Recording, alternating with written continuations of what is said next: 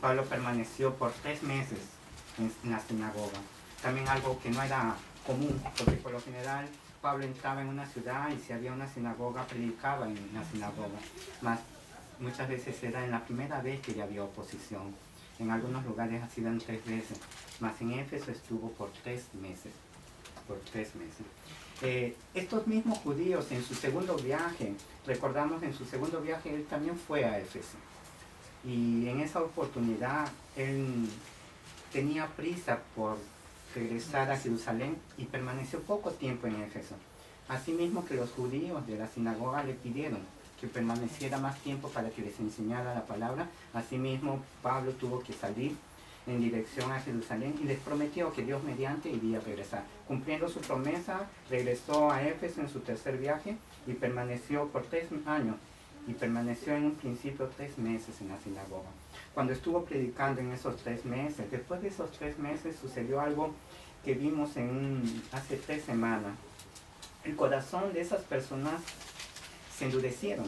Ellos cerraron sus corazones a la palabra de Dios. Algunos, los que rechazaron el Evangelio, ¿no? Y nos dice en el capítulo 19, versículo 9, ¿no? Endureciéndose algunos y no creyendo y maldiciendo el camino delante de la multitud se apartó Pablo. Pablo dejó la sinagoga por ese motivo y se comenzaron a reunir en la escuela de uno llamado Tirano, ¿eh? Y permaneció por más tiempo.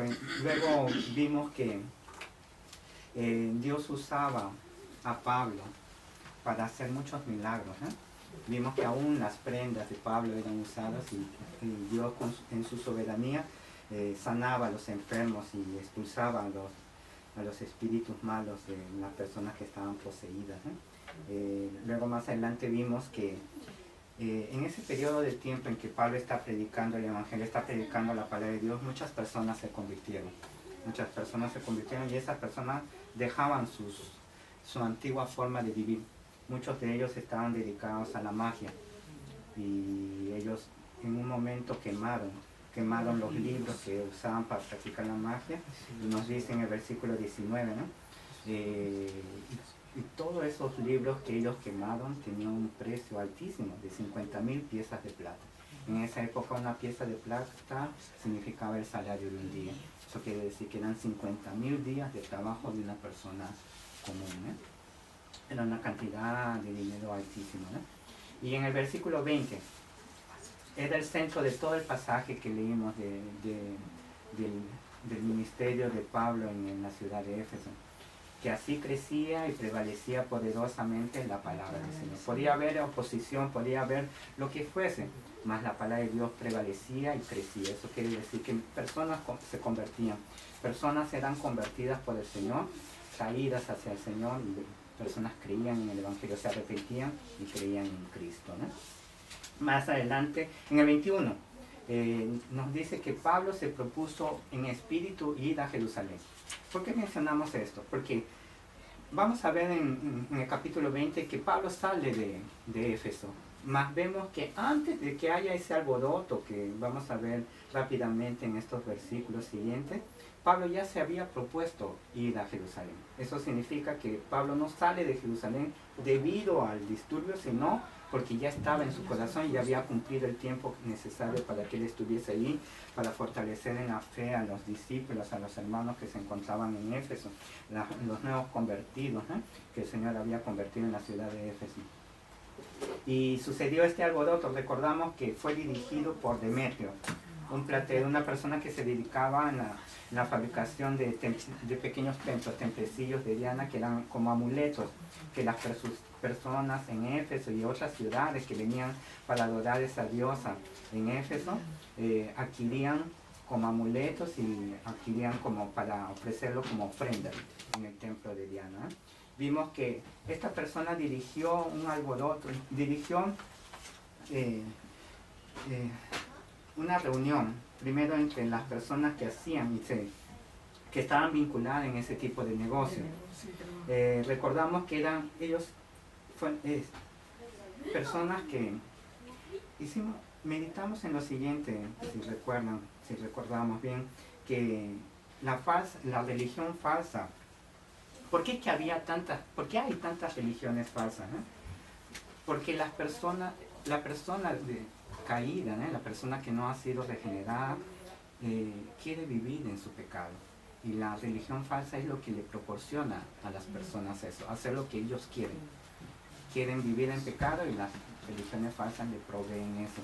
Vemos que Demetrio y las demás personas no se preocupaban realmente en la adoración de su Dios, entre comillas, porque sabemos que hay un solo Dios, el Dios que nosotros adoramos. Ellos eran movidos por el amor, no a su diosa, sino el amor al dinero. Luego vimos que eran movidos también por el orgullo. Cuando ellos están gritando por 2 horas, grande Diana, la diosa de los efesios, vemos que es movido por orgullo de ser efesios, de ser efesios. Y es lo que alimenta la religión falsa en el corazón de la persona caída. Y vimos que permanecieron por 2 horas haciendo todo ese alboroto en el teatro de la ciudad de Éfeso, y recordamos que mencionamos que en ese teatro entraban aproximadamente 24,000 personas. Era un teatro muy grande, ¿no? Y era prácticamente esa cantidad de personas que se encontraban reunidos en ese teatro, haciendo ese tumulto, ese alboroto que era en contra de los cristianos, porque en un principio dice en el 23, hubo por aquel tiempo un disturbio no pequeño acerca del camino. Ellos estaban haciendo, y sabemos que dirigido por Demetrio, en contra del cristianismo. ¿Por qué? Porque era en esos años que Pablo ha estado predicando el Evangelio, Dios ha estado convirtiendo a las personas, y esas personas han dejado sus prácticas de imagen y de idolatría también. Han dejado de proveer dinero a ellos, porque dejaron de adquirir esas cosas que ellos fabricaban, ¿no? Y eso fue lo que movió a ellos para producir esa revuelta, ¿no? Ese alboroto, ese tumulto en esa ciudad. Y vimos que fueron 2 personas aseguradas por ellos, era Gallo y Aristarco, 2 cristianos. Luego los judíos intentaron calmar a la multitud usando a una persona llamada Alejandro, que pensamos que es una persona que tenía mucha influencia en hablar, pero él tampoco no consiguió calmar a la multitud. La única persona que consiguió calmar a la multitud, y recordamos que Pablo quiso ir, y los discípulos, y no solamente los discípulos, sino también las mismas autoridades de las ciudades, que eran los asiarcas, que están en el versículo 29, ¿no? En el versículo 31, me parece. 31, sí. También algunas de las autoridades de Asia eran los asiarcas, ellos rogándole a Pablo para que no vayan al teatro, porque sabemos que ante esa multitud probablemente Pablo iría a ser muerto, ¿no? Las autoridades de Asia eran conocidas como asiarcas. Meditamos en ese día que ellos eran la autoridad en Asia. Sabemos que la autoridad era impuesta por el Imperio Romano, y una ley del Imperio Romano era de que era rendido culto solamente al César, ¿no? No solamente, únicamente no, sino era una ley de que era todo el Imperio Romano debería adorar al César, ¿no? Adorar al emperador y a otros dioses que ellos tenían, ¿no? Pero en especial al César. Y meditamos de que estas autoridades no veían a Pablo como un peligro, ¿no? Por eso que ellos tenían amistad con Pablo, y ellos le rogaron para que Pablo no vaya al teatro, para que las personas no atenten contra la vida de Pablo, ¿no? Y la multitud solamente fue apaciguada por una persona que apareció en el versículo 35, que es el escribano. Recordamos que dijimos que era tipo un alcalde, ¿no? El alcalde de Éfeso. Y él les mostró a la multitud que todo ese tumulto y todo ese alboroto que ellos estaban haciendo no tenía un motivo verdadero a hacer, ¿no? Porque si ellos tenían algún inconveniente, ellos tenían todos los medios para presentar quejas, tenían las autoridades ante las cuales ellos podían quejarse y si era necesario irían a ser juzgados las personas en el caso, si acusaban a Pablo de algo que era en contra de la ley de Roma, tenían las autoridades para administrar ese juicio, ¿no? Y en el final les hizo recordar que todo ese tumulto y ese alboroto en el versículo 40 podía ser tomado por el imperio romano como sedición. Sedición es rebeldía, de que el pueblo de Éfeso se estaba rebelando contra el imperio romano y cuando sucedía eso, las ciudades perdían los derechos que tenían. Eso quiere decir que el escribano les estaba mostrando al pueblo de Éfeso que haciendo eso ellos podían perder todos los privilegios que tenían como una ciudad, como la ciudad de Éfeso tenía en ese momento, ¿no?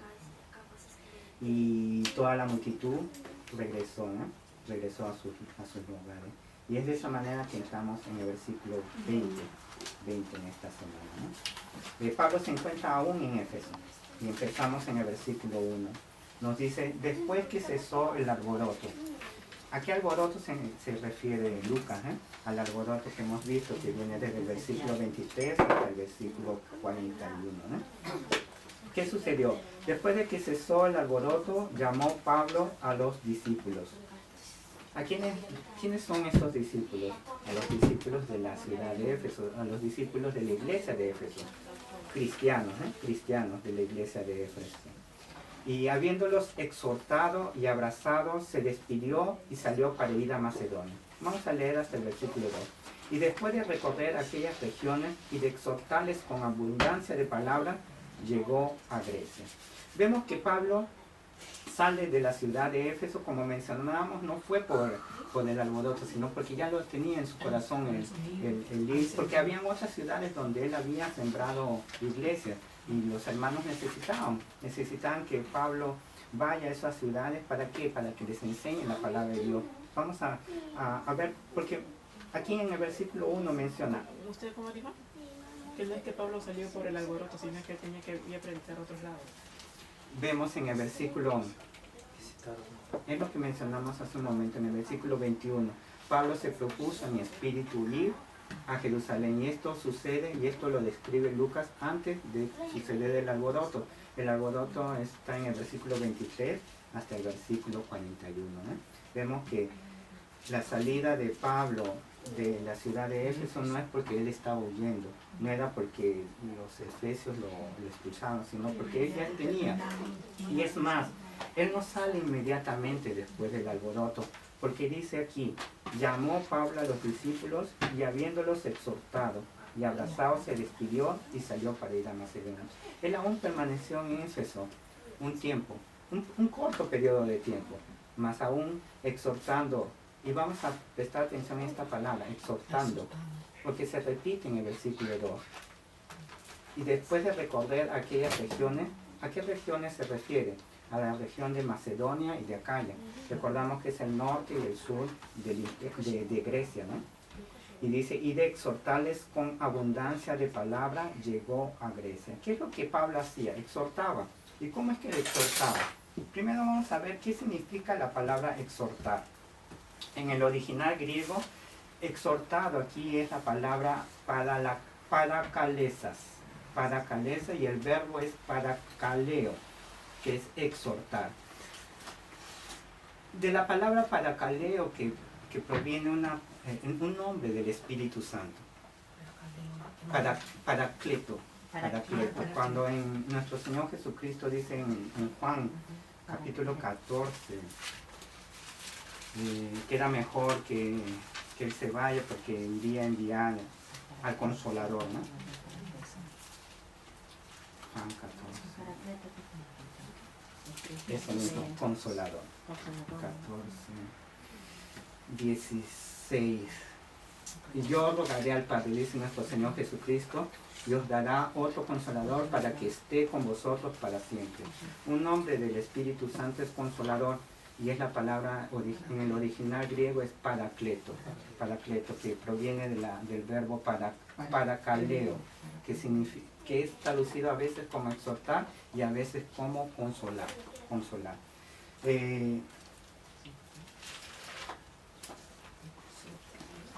vemos una característica del apóstol Pablo. Exhortar. Hay veces es traducido como exhortar y a veces es traducido como consolar. Mas hay el exhortar y el consolar tiene relación. A veces pensamos exhortar, cuando estás exhortando no estás consolando, pero exhortar conforme a la palabra de Dios es consolar también. Y lo vamos a ver a través de lo que vamos a ver a través de los versículos, ¿no? Como les mencionaba, es una característica del apóstol Pablo y de su ministerio. El que él muestra el amor de Dios. Y una de las muestras de amor, del amor de Dios es enseñando la palabra de Dios. Dentro de la enseñanza de la palabra de Dios está el exhortar.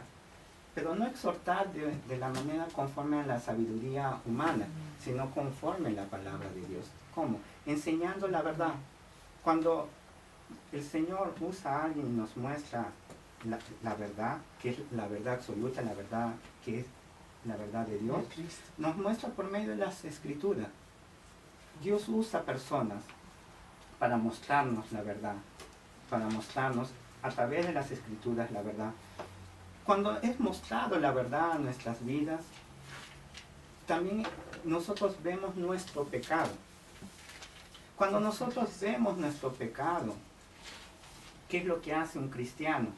Un cristiano es confrontado, es exhortado por medio de la palabra de Dios en su vida y ve que tiene pecado, el Señor nos lleva a arrepentirnos y dejar nuestro pecado. Dejar nuestro pecado. Esa es la exhortación. Vemos que, porque cuando el cristiano es exhortado y es confrontado por medio de la palabra de Dios en su pecado y se arrepiente y deja su pecado, ahí que viene el consuelo de haber dejado de pecar. ¿Por qué? Consuelo porque dejó de pecar y está agradando a Dios. Hay consuelo en nuestros corazones porque estamos agradando a Dios. Y es una característica del apóstol Pablo y es una característica de su ministerio. Él muestra amor enseñando la palabra de Dios, exhortando, trayendo consuelo, ¿no?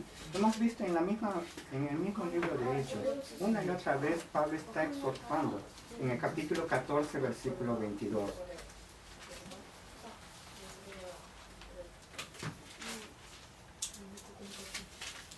Dice, confirmando los ánimos de los discípulos, exhortándoles a que permaneciesen en la fe y diciéndoles, es necesario que a través de muchas tribulaciones entremos en el reino de Dios.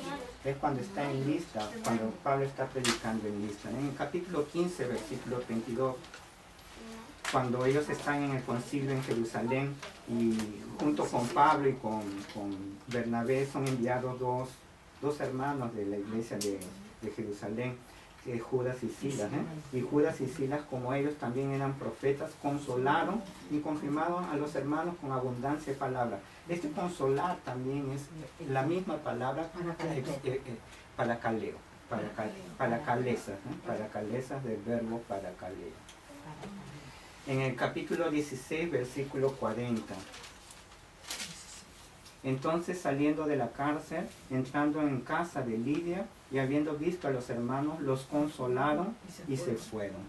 La misma palabra, lo mismo que está haciendo. Así mismo que recordamos en esta ciudad, es una ciudad de Filipos, Pablo es apedreado, casi muerto. Es más, las personas pensaban que había muerto, ¿no? Es después de haber sido apedreado, él entra en la casa de Lidia, que es en la casa donde los hermanos se reunían, ¿no?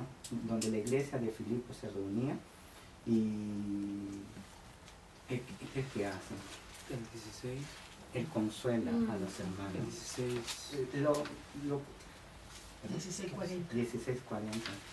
Y vemos que no nos dice que los hermanos de la iglesia de Filipos consuelan a Pablo, sino que Pablo consuela a ellos, ¿no? Vemos... disculpe, en el griego también entonces Bernabé significa paracleto.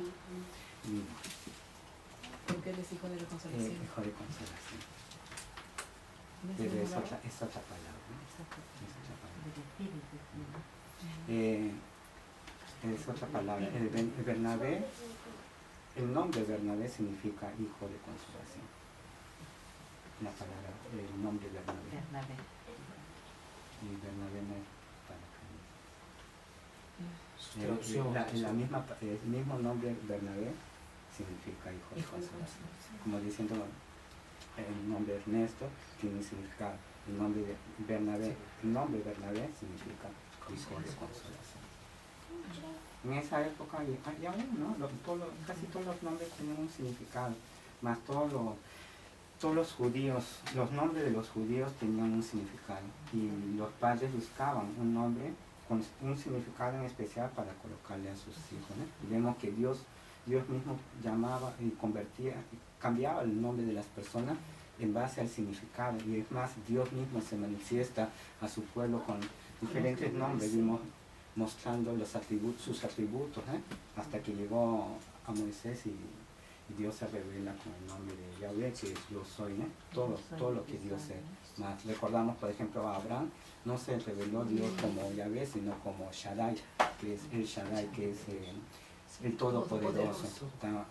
Dios se manifiesta en uno de esos atributos a Abraham, y a Moisés se revela en toda su plenitud como yo soy, ¿no? Y vemos que el significado, el nombre de las personas tenían significado. El nombre de Bernabé significa hijo de consolación, No ¿no? tiene relación. Tiene relación, solamente que no proviene de la misma palabra, porque hijo de consolación es la palabra de Bernabé. La palabra no, el Es nombre, su significado. no, es su significado. Su origen de la palabra, su etimología de repente debe ser diferente, ¿no? Es como así como los comentarios. Es así como usted lo explicaba, Adonai, el Yahweh, Shaddai, Adonai. Que tiene un significado, Es ¿no? los nombres de Dios, Los nombres de los Dios. nombres con los que Dios se manifestó, y se reveló a su pueblo de Israel, y se revela a nosotros también, ¿no? Se ha revelado nuestro nombre. ¿Por quién se ha revelado Dios en nuestras vidas? Por Jesucristo, ¿no? Yo le escuché decir que Pablo era como un hijo de Dios que consolación, que algo de consolador. No entendí bien esa parte. ¿Qué escuchó? Vemos un ejemplo en Pablo a seguir. Es, la persona de Pablo y el ministerio de Pablo se caracteriza por amar con el amor de Dios. Una de esas características lo vemos en los primeros 2 versículos. ¿Cómo es que muestra el amor de Dios Pablo? Enseñando la palabra de Dios. En la enseñanza de la palabra de Dios, dentro de la enseñanza está el exhortar, y estamos centrándonos en la palabra exhortar, que puede ser traducido como exhortar, como también consolar. Entonces, en base a lo que, por ejemplo, Pablo muestra el amor de Dios, enseñando la palabra de Dios, trayendo exhortación y trayendo consuelo en el corazón de sus hermanos, de los discípulos, en la iglesia de Éfeso, y no solamente en la iglesia de Éfeso, hemos visto, en todos los lugares donde Pablo está sembrando iglesias y enseñando la palabra de Dios y afirmando a las personas en la fe para que crezcan de niños a ser maduros en la fe, les enseña la palabra de Dios, y enseñándoles la palabra de Dios trae exhortación y trae consuelo también. Cuando el Espíritu Santo es consolador, ¿no? Uno de los nombres del Espíritu Santo es el Consolador. En el original griego es Paracleto. Lo mencioné para que podamos ir entendiendo, porque muchas veces las personas piensan que exhortar es algo diferente a consolar. Es que eso viene del mundo. Nosotros la mayoría de las personas están acostumbrados a consuelo, decir pobrecito, ¿no? Viene un niño, pobrecito, el niño ha hecho algo malo y pobrecito. No es pobrecito, hay que corregirlo. Es igual que, por ejemplo, digamos, Akira sale y mata a una persona. Esa persona es presa, es Akira entre comillas, no me estoy refiriendo a mí, a alguien que mata a una persona y va a ser preso, ¿no? Y va a ser que condenado, y esa persona va a ir probablemente a la cárcel, ¿no? Entonces, ¿qué sucede? El consuelo que, por ejemplo, un cristiano va a llevar a esa persona no va a decirle, pobrecito, pobrecito, Akira, que mató a una persona, por eso estás en la cárcel. No, así mismo, de la misma manera, a un niño no se le consuela si se le muestra su error, su pecado, vamos a arrepentirnos, y allí que es consolado. Es confrontar, Allí es que es consolado. De esa manera, la exhortación de Pablo es de esa manera, conforme las Escrituras, conforme la palabra de Dios, mostrando la palabra de Dios, exhortándole, mostrando el pecado de las personas para que se arrepientan y dejen su pecado y vivan conforme lo que Dios nos muestra en las Escrituras. Y eso trae consuelo en el corazón de nosotros. Que el resultado de todo va a ser el consuelo. Vivir una vida que es agradable a Dios. En la Biblia entonces habla que a los niños se les exhorta también, Corrige. a los chiquitos. No estamos No, hablando de los niños. tendría que buscarlo, no recuerdo un versículo. No, en Efesios, por ejemplo, en Efesios, en el pasaje que nos enseña cómo ser el esposo, a nuestra esposa cómo ser el esposo, a la mujer cómo ser el esposo, a los padres cómo ser padres, a los hijos cómo ser hijos. Le dice, criarlos en disciplina y amonestación del Señor. ¿Qué entendemos en disciplina y amonestación del Señor? ¿Cómo es que el Señor nos disciplina? Corrigiéndonos nuestro pecado. El Señor tiene paciencia, en su paciencia nos muestra y nos enseña, por ejemplo, cómo debe ser disciplinado un cristiano dentro de la iglesia. Vemos a un hermano que ha pecado, vamos a solas y le mostramos, y sabemos que esa es otra. El mostrarle el pecado no es por el hecho de decir, yo he visto tu pecado y yo sé, ¿no? Es movido por el corazón de querer restaurar al hermano. Esa es tenemos que recordar, la motivación es esa. Y es la motivación de Dios también, porque Él quiere corregirnos para que dejemos nuestro pecado y vivamos de una manera que es agradable a Dios, ¿no? Entonces, la disciplina, y recordamos que primero solos, después llevamos dos personas más. Y si la persona aún insiste en su pecado, nos enseña los pasos siguientes a seguir, ¿no? Pero en base a lo que ha preguntado, sino criarlos en disciplina y amonestación del Señor. ¿Cómo es que el Señor nos amonesta? ¿Y cómo es que el Señor nos disciplina? ¿Nos exhorta? Nos exhorta. ¿O solo nos consuela? Nos exhorta primeramente. Entonces debemos exhortar a los niños. Sí. Reprender, no reprende. Vosotros padres, y nos dice, no provoquéis a ira a vuestros hijos. Sabemos que muchos padres cometen ese error. Por ejemplo, están un día de mal humor o han tenido muchos problemas y llegan y cualquier cosa que hace el niño, sí, nos enseña que no Muestra ira, ¿no? Claro. Sí, demuestra No hay la amor. Por ejemplo, disciplina. en el libro de Proverbios habla que al niño hay que disciplinarle con la vara. A nosotros, como nosotros que somos adultos, no nos habla de la vara. Así lo reprenden. a veces nos disciplina No. con vara, ¿no? Pero Pero no, en la Biblia no dice que al adulto, por Mátelo. ejemplo, es como decir que al hermano no, César que agarre y la vara y discipline cada uno de sus Ese hijos. porque es un manera. niño es un niño, ¿no? No, A yo un estoy niño hablando es- en relación a la disciplina, ¿no? Por ejemplo, en el libro de Proverbios habla en relación a la disciplina de los niños, porque los padres es que tienen mayor autoridad de sus hijos, ¿no? Porque ellos les están criando. Nuestro Padre Celestial es el que nos disciplina a nosotros. ¿Por qué? Porque tenemos relación con el Señor mediante la oración, mediante su palabra, ¿no?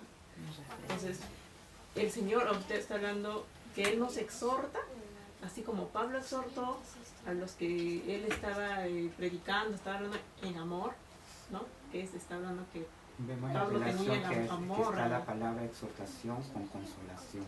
Son ligadas, no son palabras separadas, porque provienen del mismo, se originan de la misma palabra en el original griego, ¿no? Que es palabra. No, sí, exhortar Pero con consolar tiene en relación. base a lo que hemos visto en el libro de Efesios, parte de la crianza del niño es exhortarlo también. Porque, ¿qué es exhortar? Dentro de la enseñanza de la palabra de Dios, le enseñamos que en la exhortación está el enseñarle, hijo, esto es pecado, no debes de hacerlo porque es pecado, porque le desagrada a Dios, y debes arrepentirte y dejar tu pecado.